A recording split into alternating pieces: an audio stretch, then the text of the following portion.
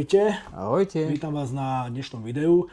No a dneska urobíme video, ako sa stať poľovníkom, ako získať poľovný lístok, sa to volá. Áno.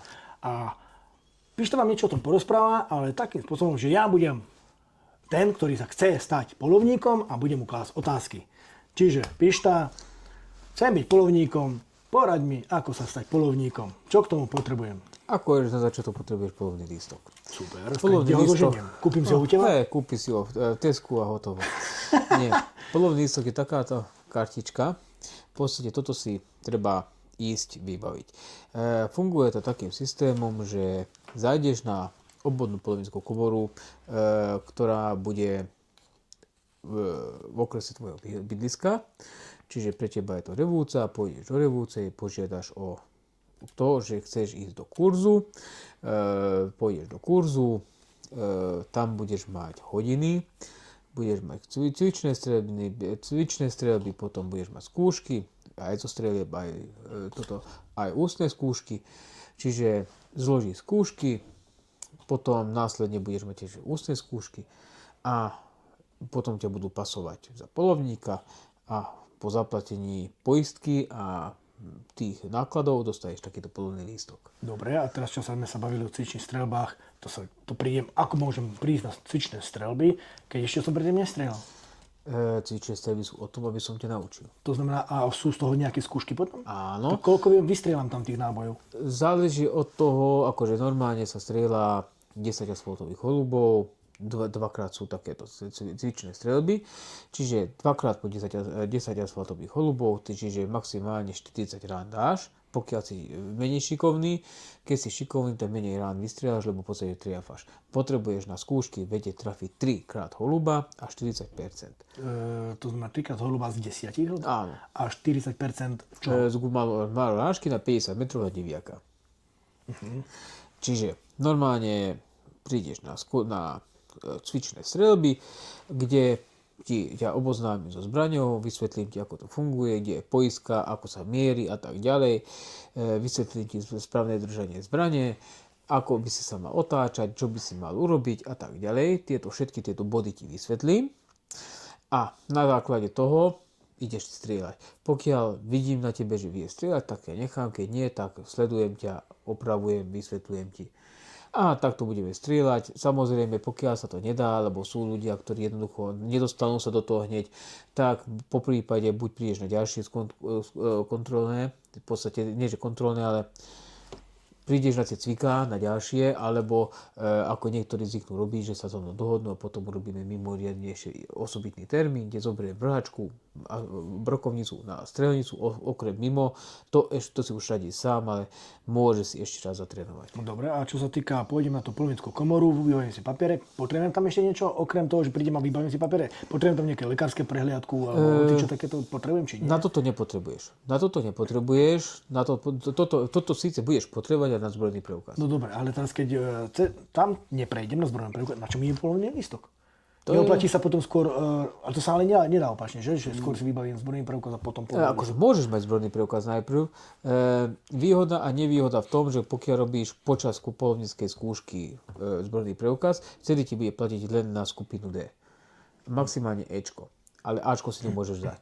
Čiže ty, ak chceš mať Ačko, musíš ísť najprv na políciu, urobiť zbrojný preukaz a potom ísť napríklad položiť skúšky a dať si rozšíriť. Alebo už mať skúšky a dať si to napísať naraz. Alebo by bolo logickejšie, že by som sa dal do takého športového klubu a potom by som išiel si urobiť zbrojný preukaz. Či ho vôbec spravím, či mi ho vôbec dajú z zdravotných dôvodov, alebo či spravím skúšky, alebo nedaj Bože nejaké iné nezrovnalosti tam mám, či sa vôbec k tomu dopracujem. Lebo zbytočne pôjdem na poľovný lístok, keď nemám zbrojný preukaz.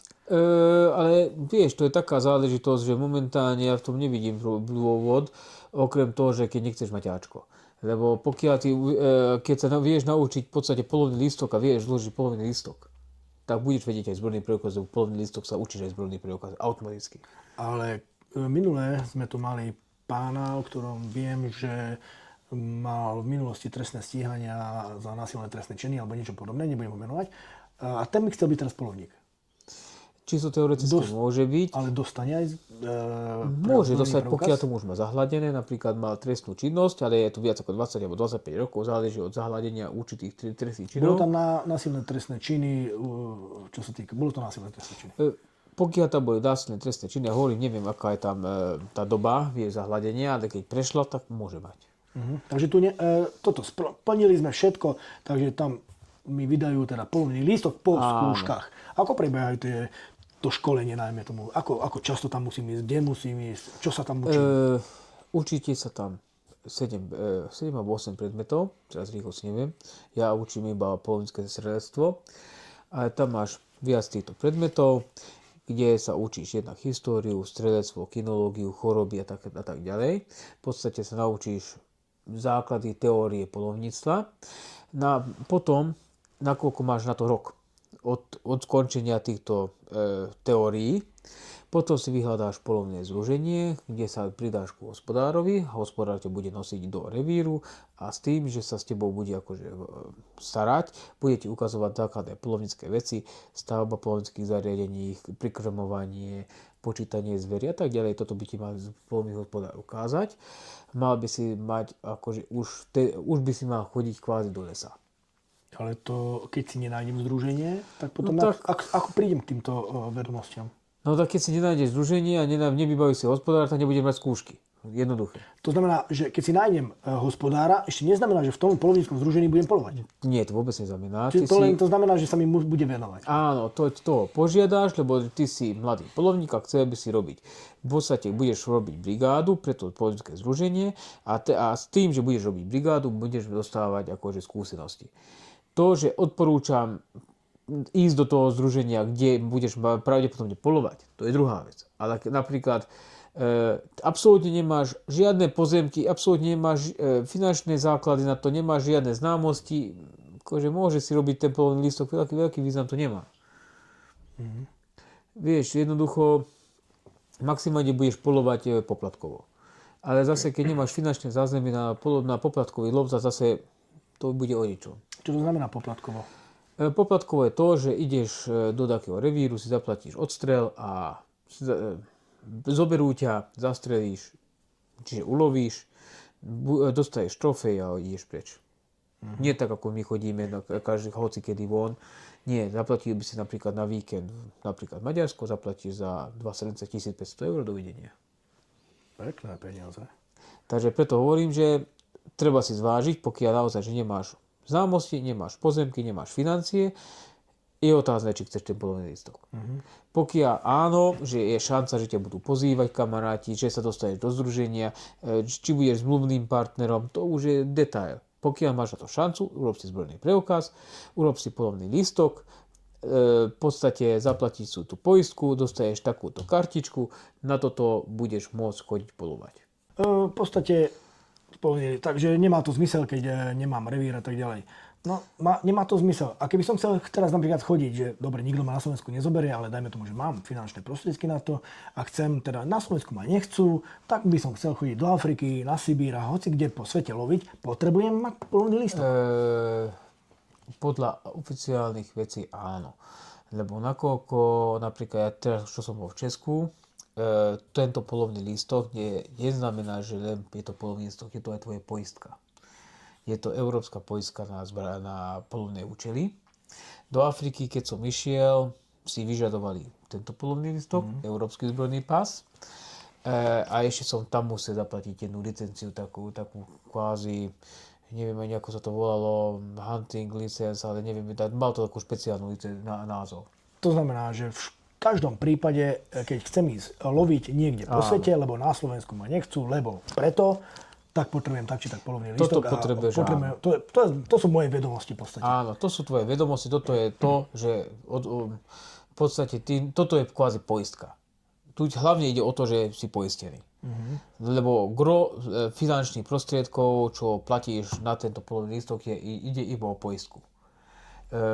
Tých 35 eur, čo je polovný lístok kvázi, lebo okolo toľko platíš na tých 5 rokov, to je hodnota polovníckeho lístka, ale tých 116 alebo 125 eur som teraz platil na 5 rokov, to je poistka. A platí to v rámci Európskej únie. Normálne. No. Normálne každý polovník je povinný mať tú poistku. Nemusíte ju mať v polovníckej komore. Ty tento polovný lístok teoreticky ani nemusíš mať. Podľa zákona. Ty, pokiaľ si zabezpečíš poistku u inej organizácii, nikto ti to nikto ti nehovorí, že nie. Len otázka, že či sa ti to oplatí, keď to bude rád násobne vyššia suma. Poznáš niekoho, kto má polovný lístok a nepoluje na Slovensku, ale práve, že to využíva nejaké zahraničné služby? Vieš, ani nie, lebo v podstate skoro každý jeden známy poluje aj na Slovensku a chodí potom aj na ostatné polovačky. Ale poznáš aj takých, ktorí nechodia nikde, lebo nemajú revír. Poznám aj takých, ktorí v podstate má doma pušku a 10 rokov, iba dvakrát strieľa aj to na kontrolných streľbách. Na čo je to dobré potom? To je tá druhá otázka, lebo sú tie body, bude už prestárnutý tento človek, už nevládze polovať, už nevládze, ale nechce zložiť ten polovný lístok, lebo ešte ho v duši drží, že je polovník. A ten druhý extrém je zase to, že jednoducho verí tomu, že bude. Chápeš, len zbytočne bude do toho financie dávať, zbytočne bude mať ten polovný lístok, keď ma nikto nepozve. A naozaj, že pokiaľ mi to finančná situácia nedovoluje, aby som vyšiel na poplatkovú polovačku, neviem sa dostať za zmluvného člena, veľký význam nevidím polovnému lístku. Čo by si preferoval ty skôr? Polovačka v Európe alebo polovačka v Afrike, najmä tomu, za tie peniaze? Poplatková? Áno. Poplatková akože v Afrike je oveľa lacnejšia v porovnaní s európskymi polovačkami. Vyjdeš si u nás na pekného jelenia v ruji a strelí si poriadne zlato a máš 5000 eur ako nič. To ti len tak fúklo. To máš v Afrike 2 týždne. To v Afrike 2 týždne poluješ, áno.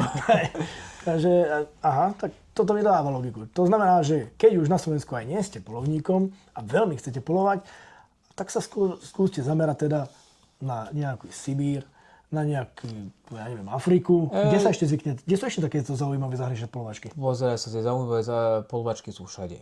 Lebo naozaj, že v Rumunsku krásne polovačky. Ale takisto ťa zoberú za poplatkovo? Áno. Napríklad, naozaj, tam sú napríklad veľmi kvalitné jelenie, kamzíky a tak ďalej. Problém je tam skôr tá finančná hodnota, lebo streliť si tam jedného dobrého jelenia za tých 15 000 eur, akože nie je to problém, len no, je to už iná suma. Dobre, budeš mať vysokomedailového, len no, zaplať si ho. Akože aj u nás, u štátnych lesov, vieš, veľakrát to bolo také, že no, bolo to tak na hranici, že pán už nechce zaplatiť za to. Lebo keď ti tam povieš takú sumu, že suma menšieho auta, tak no, otázka, či sa ti oplatí taký jeleň. Čo sa týka, ako náhle ty chceš trofeu loviť poplatkovo, to nebude lacné. To počítaj s tým, že naozaj, že ty pokiaľ chceš polovať a chceš zabávať, kúp si holu. Normálne je to relatívne lacné, za tých 300-400 eur aj na Slovensku si vieš zapolovať.